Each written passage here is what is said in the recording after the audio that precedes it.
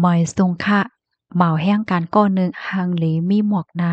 สาวๆเขาสำพอมาฮักแป้งแลขิมกันมังกันต่อยกันย้อนกอบมันใจายอำสั่งถูกย้อนก็เพราะว่าวัดไว้อำเต็มทนแลย่างยอบกว่าเยาเมื่อวันที่4เดือนธันวาคมปี2526ข้าวยามกลางวัน12โมงปลาย45นาทีนั่นดีหิมห้อมค้างวัดเสียงเมืองมาเจอเวียงเมืองเจอดอนลำปางเมืองไทยนั่นมีนางหญิงสาว2ก็พิดกันเถียงกันโม้กันหนังหาวแฮ้ง ย้อนก็เพราะว่าขิมเหมาแห้งการเป็นก้นเมืองลาวค่ะพิดกันมังกันต่อหน้าต่อตาก้นวานแลก้นอันขี่รถขี่ก้ากว่ามาหิมห้อมนั่นค่ะ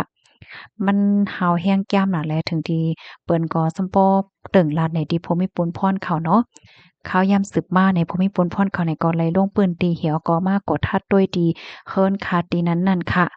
ผู้จ่ายก็นั้นได้ก็จือห้องว่าได้ตืออายุเลย20ปีเป็นก้นเมืองลาวเนี่ยค่ะเลยต้องเลยถามเสมั่นใจก่อนลาดว่านางยิง2ก้อนในเป็นก็ฮักมั่นใจว่ะมั่นใจในไหนไลอ่อนเอายิงสาวก้อนหนึ่งมาอยู่ที่เฮิรนขาดข้าวยามสืบมาก็ฮักแทงก้อนหนึ่งอันก่อเหตุการณ์นั้นโหดร้องโหดตั้งมันเหี่ยวก็ปอกมาดีเฮิรนเผื่อว่าปอกมาดีเฮิรนก็ทำบัญญาเอาลีแลจังเลยพิดกันเถียงกันโม้กันมังบันกันได้เฮ็ดให้ค่ะกำในภูมิพลพ่นเขากดทัดด้วยค่ะเนาะก็เลยโคบโทบหัน ว่ามีไว้กองจังเนี่ยมันใจได้ก็รัดว่าเอาไว้ยื้อปากไว้ค่ะเจ้าหน้าที่เขาได้กอมยุมย้อนก็ประวัติถ้าฐานมันจังใส่หมักใส่หังเฮ็ดไหนคาล่ามวาแลบเดี๋ยวมีไว้เปิดตาหลอกเงิดเปิ้นจังไหนกำในไรตองไรถามไปทัดด้วยป้าวัดไว้มีวัดไว้หังพ้องไหนไรหัวมีปรับคำเมืองพาสปอร์ตมีเหลียวก้อย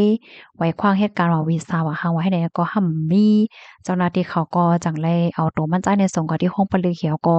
ปันตัวต่ำกว่าจำหนังปักเปิงมามีวันเมืองมีค่ะข้อมูลตอนในคาเลปีมาที่ห้องการข่าวลำปางออกไว้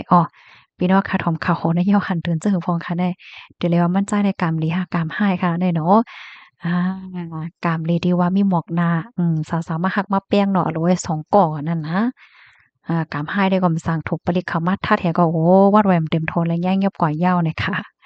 ภาพทอมยอหันถึงเจอกับบันทหารถึงบ้านเลยค่ะเนาะหมอยสุงค่ะ